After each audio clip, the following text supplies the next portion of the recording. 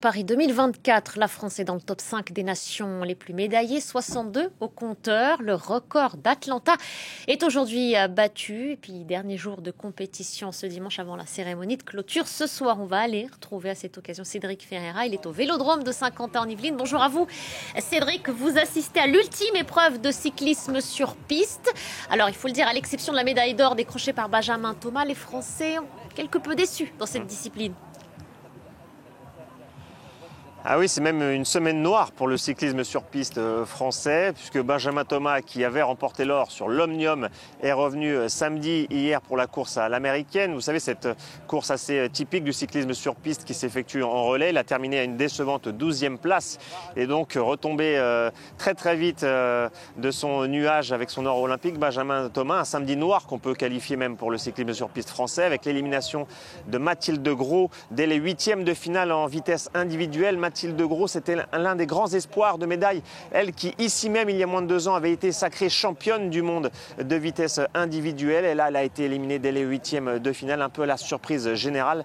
C'est même, selon son entraîneur Grégory Boger, ancien médaillé olympique avec la France, un vrai coup de massue. Mais Mathilde Gros se projette très vite sur la suite. Elle rêve toujours d'une médaille d'or olympique.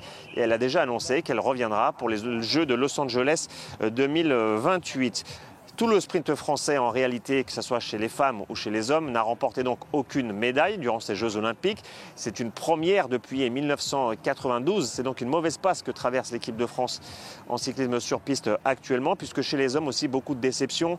4e place en vitesse par équipe.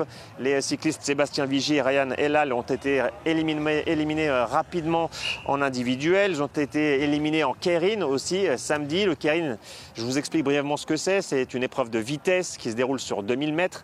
Il y a une mobilette qui emmène les 6 cyclistes engagés un peu comme un lièvre en athlétisme. Et ensuite, c'est un sprint final sur les 600 derniers mètres. Les Français ne se sont pas illustrés. Les demi-finales d'ailleurs de keirin vont se dérouler tout à l'heure dans le Vélodrome que vous apercevez au loin derrière moi. Il reste malgré tout une chance de médaille côté français, une toute petite chance pour redorer un peu le blason tricolore, puisque Valentine Fortin est engagée actuellement dans l'épreuve de l'Omnium. L'Omnium, qu'est-ce que c'est? Eh bien, c'est un peu comme le décathlon en athlétisme. 4 épreuves distinctes. On cumule les points pour établir un classement final. Ça a mal commencé cette journée pour Valentine Fortin. 21e et avant-dernière du scratch. Elle peut revenir et remonter dans le classement avec la 2e épreuve tout à l'heure, celle du tempo. Merci beaucoup Cédric. Merci à Hervé Labourdette qui vous accompagne.